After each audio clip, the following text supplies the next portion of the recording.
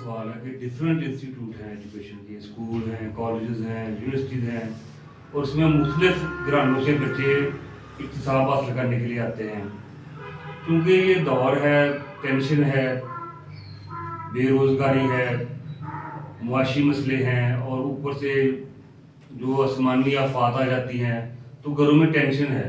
हर दूसरा बंदा जो है ना वो डिप्रेशन का शिकार है। तो यही जो डिप्रेशन है पेरेंट्स के आगे बच्चों में मुंतकिल होता है। तो जो रोल ऑफ टीचर है, बहुत सारे उसके रोल हैं। Role of teacher as a classroom manager, role of teacher as a social guide, role of teacher as a motivational speaker, लेकिन role of teacher as a psychologist, इसके बारे में आप थोड़ी सी रोशनी फरमाएं। आप माहिर तालीम हैं, साइकोलॉजिस्ट हैं, इसकी बहुत ज़्यादा ज़रूरत है। तो इस हवाले से आप हमारे सामने इनको ज़रा वजाहत फरमा दीजिए। जी डॉक्टर साहब, थैंक यू वेरी मच। आपका क्वेश्चन बड़ा ही वैलिड और आज की नीड भी है। मैं आपके साथ शेयर करता जाता हूँ कि टीचर को एक माहिर नफ्सियात भी होना चाहिए। माहिर नफ्सियात कैसे हो सकता है? बच्चे की जब तक आप नफ्सियात को अंडरस्टैंड नहीं ना करेंगे, आपकी टीचिंग इफेक्टिव नहीं हो सकती और स्टूडेंट की लर्निंग इफेक्टिव नहीं हो सकती। अब आप चाहते हैं कि हमारी टीचिंग इफेक्टिव हो जाए और बच्चे की लर्निंग इफेक्टिव हो जाए। अब ये कैसे होगी? जब आप एक तालिब इल्म की नफ्सियात को अंडरस्टैंड करें। तालिब इल्म की नफ्सियात क्या है? स्टूडेंट चाहता है कि उस्ताद मुझे इज्जत दे, मुझे इज्जत दे। उसको इज्जत देने के लिए क्या तरीक़ेकार है कि सबसे पहले वो स्टूडेंट की वॉइसेस को अंडरस्टैंड करें। स्टूडेंट की वॉइसेस क्या है? स्टूडेंट की वॉइसेस ये हैं कि जब बच्चा क्लास में बैठता है, उसके चेहरे से, उसकी बॉडी से, उसके लिम्ब मोशन से, उसके जेस्चर से मुख्तलिफ किस्म की साउंड्स निकलती हैं। वो साउंड्स क्या हैं कि मुझे इज्जत दो, मेरे प्रॉब्लम को अंडरस्टैंड करो और देखो मेरा मसला क्या है, क्यों मैं अपना मसला खुद बयान करने की सलाहियत नहीं रखता। अब ये टीचर जो होता है, अब उसने ये देखना है कि इस बच्चे को समझ नहीं आ रही, क्यों नहीं आ रही, क्या मेरा मेथड जो है उसकी सिलेक्शन अच्छी नहीं है, क्या जो मेरी टीचिंग फिलॉसफी है वो अच्छी नहीं है।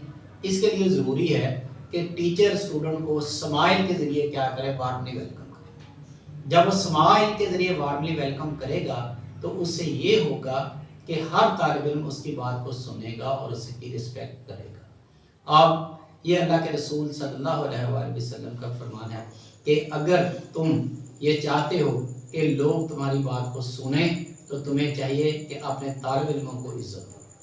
हमें जब तक हम अपने तालिब इल्मों को इज्जत नहीं देंगे वो आगे की तरफ नहीं बढ़ेंगे। दूसरा पॉइंट जो है वो ये है कि हमेशा बच्चों को क्वेश्चन करने की अपॉर्चुनिटी दें। क्वेश्चन करने की अपॉर्चुनिटी कैसे देंगे कि आप खुद सवाल रेज करें, आप खुद उसका जवाब दें, फिर बच्चों से कहें कि भले आपके अल्फाज जैसे भी हैं मैं उसको क्या करूँगा, ऑन करूँगा। तीसरी चीज़ वो ये है कि कोशिश की जाए जब आपने कोई कंसेप्ट क्लियर करना है तो वो मदर लैंग्वेज में हो या आपकी नेशनल लैंग्वेज में हो। जब आप कंसेप्ट क्लियर कर लें, जब आप बार बार बच्चों से क्वेश्चन कर लें और आपको रिस्पॉन्स देना शुरू कर दें तो इसका मतलब ये है कि उनकी अंडरस्टैंडिंग बढ़ गई। फिर आप अपने सब्जेक्ट की लैंग्वेज की तरफ आ जाए। आपका मीडियम ऑफ इंस्ट्रक्शन इंग्लिश है तो फिर आप इंग्लिश में। जब तक आप बच्चों के कंसेप्ट उनकी मदर लैंग्वेज में और नेशनल लैंग्वेज में कन्वर्ट नहीं समझाएंगे, बच्चों की समझ में नहीं आएगी। ये बच्चों की एक नफ्सियात है जिसको टीचर को अपने जहन में रखना है। फिर इसके बाद एक पॉइंट आ जाता है, वो ये है कि बच्चों को जब भी कोई मटेरियल दे, कंटेंट दे, तो उसको आप सब पार्ट्स में डिवाइड करें। और सब पार्ट्स में डिवाइड करने का फ़ायदा क्या होता है कि 3 to 7 मिनट, 35 to 40 मिनट के पीरियड में बच्चों का टोटल कंसंट्रेशन टाइम है। इससे ज़्यादा बच्चे कंसंट्रेशन नहीं रख सकते। सबसे बड़ा हमारा प्रॉब्लम क्या आता है हमारे बच्चे का, उनकी टेंशन स्पैन कम है और हम उस चीज़ को अंडरस्टैंड नहीं करते। हम 35 मिनट भी पढ़ाते जाते हैं, जिससे क्या होता है बच्चे आपस में बातें करते हैं, प्रॉब्लम क्रिएट होते हैं, शोर होता है, आपस में लड़ाई झगड़ा करते हैं, टीचर पढ़ाता जाता है, स्टूडेंट अपने काम में लगे रहते हैं। और ना वो टीचिंग इफेक्टिव होती है ना लर्निंग इफेक्टिव।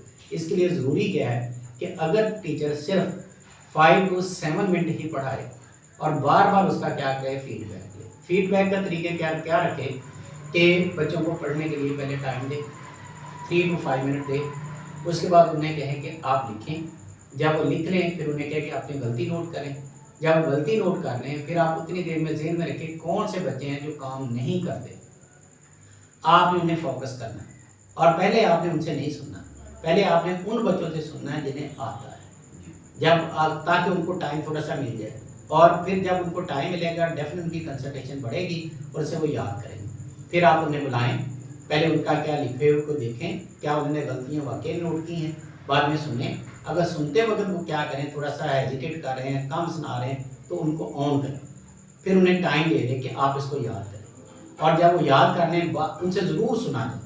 ये ना हो कि आपने काम दे दिया बाद में सुना नहीं और आपका गैजेट क्या हो गया, नाकाम हो गया। ये कुछ ऐसे पॉइंट्स हैं जो मैंने आपके सामने रखे हैं। अभी बड़ी डिटेल से इस पर बात हो सकती है, टाइम की किल्लत की वजह से मैंने ये मुनासिब समझा है कि इतना ही करो।